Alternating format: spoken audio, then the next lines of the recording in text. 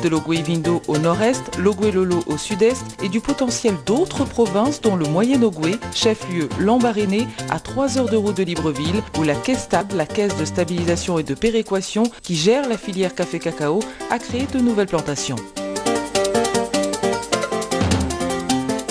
L'État a choisi 3 provinces en 2007 de cultiver le cacao.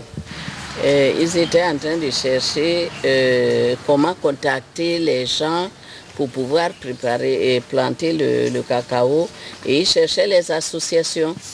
Donc je me suis présentée à eux.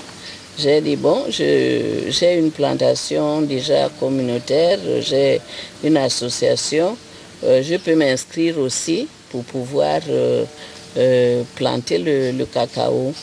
Là où se trouve ma plantation, et là nous avons la plantation communautaire, j'ai déjà une plantation là-bas, mais une plantation vivrière où il y a la banane, le manioc, les taros et ainsi de suite. Mais j'avais planté 4 pieds de cacaoyer et qui poussent bien. Ils m'ont demandé, ça pousse au milieu de quoi, tout ça là. J'ai dit, bon, ça pousse là où il y avait le cacao, il y avait des bananiers. Donc, comme il y avait l'ingénieur agronome qui était là, il m'a demandé, est-ce qu'on peut aller voir? C'est à combien de kilomètres d'ici? Je lui ai dit, là où, et comme ils étaient véhiculés, ils ont dit, bon, là, on va aller voir. Les cacaoyers étaient encore petits comme ça. Et ils sont venus, on est venus ensemble, ils ont regardé les 4 pieds de cacao, vraiment ils étaient beaux, et ils ont apprécié. Ils ont dit, bien, écoutez, c'est une bonne chose et peut-être qu'on pourra venir faire la pépinière chez vous. Aujourd'hui, le secteur agricole avoisine les 5% du PIB, le produit intérieur brut. Un chiffre qui veut être porté à 20, avec un pourcentage de terres agricoles non cultivées de plus de 20 millions d'hectares. 1000 hectares de terrain sont actuellement cultivés, 700 de plantations rénovées, 300 de plantations nouvelles. La superficie exploitée devrait donc être doublée dans les 2 prochaines années. On est venu planter ici. Ensuite, ils m'ont livré pour la 2e plantation aussi. On est allé planter dans l'autre plantation. Et le cacaoyer, il est délicat, il faut l'entretenir, surtout quand il est petit. Donc, je me suis donné corps et âme vraiment pour l'entretenir, pour qu'il n'étouffe pas dans les herbes. Le cacao, lorsque nous le plantons, vraiment le travail est très pénible. C'est très pénible. Au début, c'est trop dur. Dès qu'on plante, il pousse. Dès qu'on pousse, l'herbe envahit. Si vraiment on résiste, tout se noie. Mais on fait quand même vraiment le nécessaire de travailler comme il faut. Mais sauf que le problème qui nous embête, le cacao est rongé par un insecte qu'on ne connaît pas. Nous demandons le plus souvent aux gens de la caisse cacao de venir nous aider. On ne connaît pas au début cette plante, on ne connaît pas comment l'entretenir. C'est très difficile. Maintenant, eux, ils n'arrivent pas à nous apporter les produits pour pouvoir soigner ces arbres qui sont rongés par des insectes. Parfois, ce sont les feuilles qui sont bouffées complètement. Les insectes bouffent les feuilles. Et quelque part, l'insecte vient se positionner à ce niveau. Il ronge, il ronge, il ronge, il ronge, il ronge. Toute la tête tombe, ça sèche. Et quelquefois, ce sont les grands pieds, comme celui d'à côté là, qui sèchent complètement. On ne connaît pas pourquoi. Si franchement, le cultivateur du cacao, s'il n'a pas la patience, il peut abandonner. Avant terme. Il faut être fort et il faut aimer ce produit. Si vraiment tu n'aimes pas ce produit, tu vas l'abandonner très rapidement.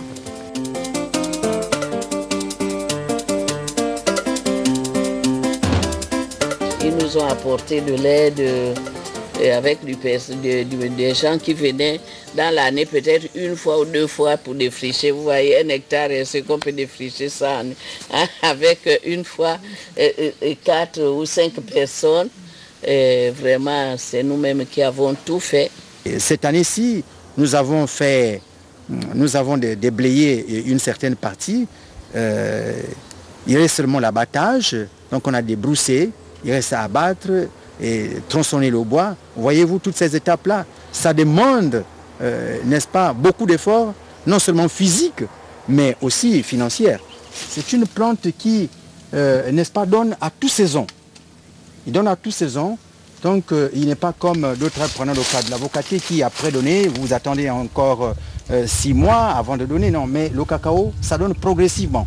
Pendant que vous cueillez les mûres, alors les fèves qui sont vertes continuent à évoluer jusqu'à atteindre la maturité. Voilà, c'est comme ça qu'on cueille le cacao. Voilà le cacao mûr, c'est comme ça qu'on le prend. Et ils nous ont dit que le cacao devrait donner dans 24 mois. Donc 2 ans. Et notre cacao a commencé à donner à 18 mois. Et comme il y avait l'ingénieur agronome qui était là, je le lui ai dit, j'ai dit, mais notre cacao a commencé à donner. Donc il a alerté Libreville, il a contacté le directeur général, ils sont venus visiter.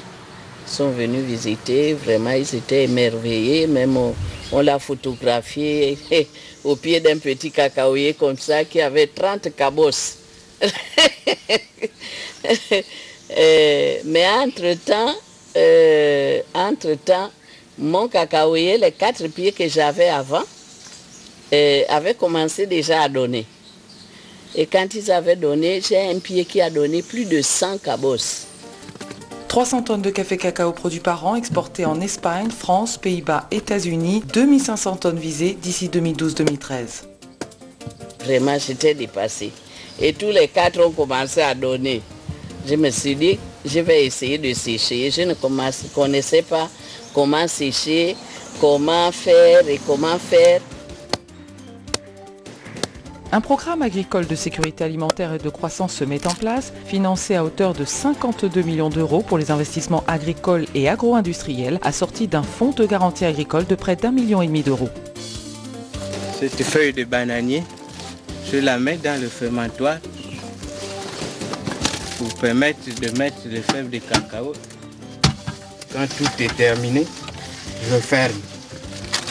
Après fermer, je mets les choses qui pèsent au-dessus. Et cette fève va durer au moins 8 jours. Après les 8 jours, on va les faire sortir pour mettre dans les séchoirs.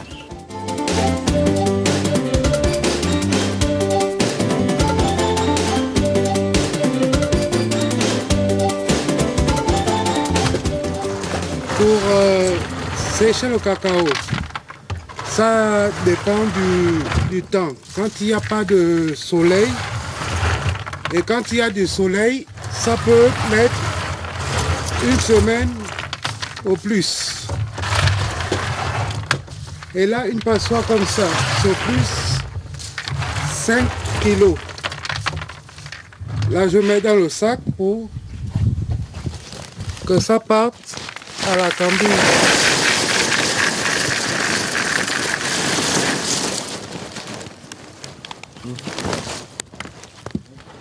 Et quand ça a séché, j'ai commencé, j'avais mal aux doigts. Avec le couteau, les doigts commençaient à enlever parce qu'il y a une pulpe dessus qui était dure. Donc j'ai commencé à enlever. Et quand j'ai goûté, c'était vraiment du chocolat. Mais amer. J'ai dit, mais au fait, c'est avec le cacao qu'on fait le chocolat. Pourquoi je ne ferais pas le chocolat? Le prix d'achat aux planteurs du kilo de cacao est passé de 450 à 650 francs CFA, un chiffre que les cultivateurs souhaitent voir multiplié par 2 tant l'investissement personnel est important.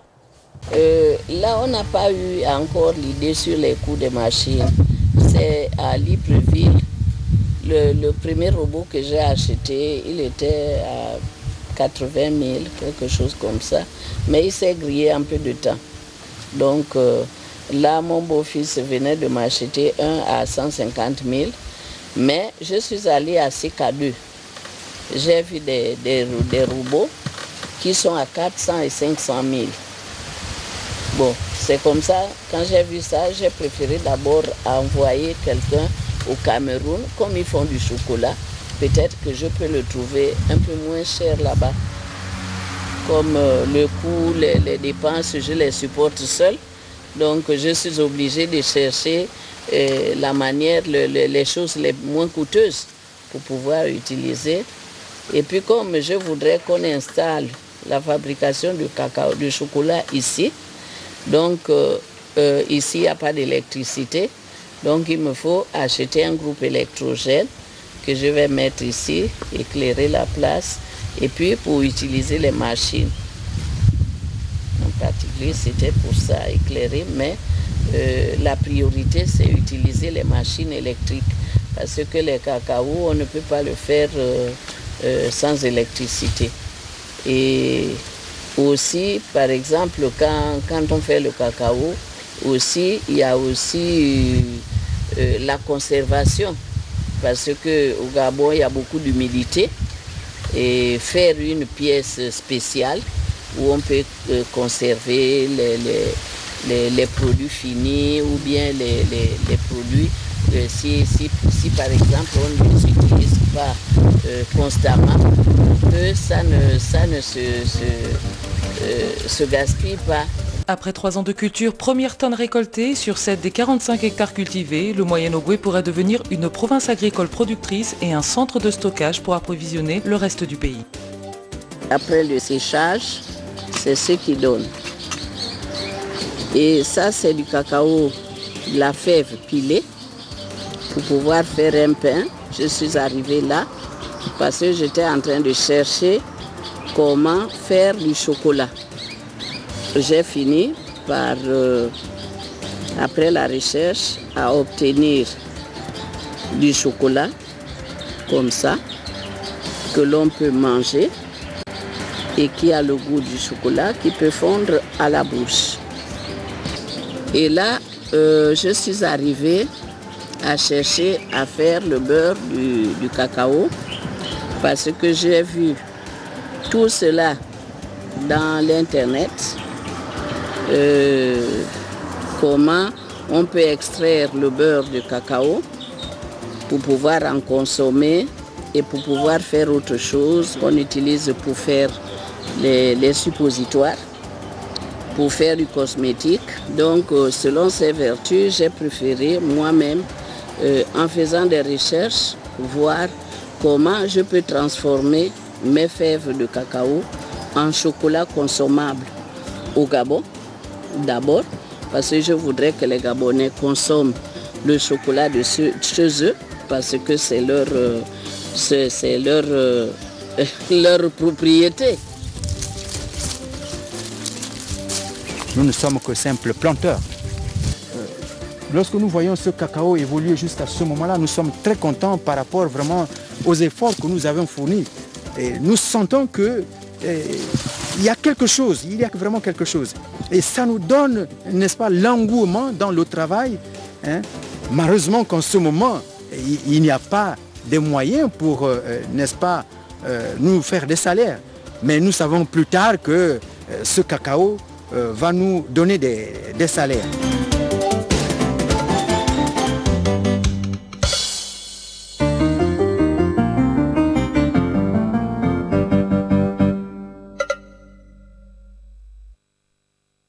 L'agriculture est en plein développement au Gabon.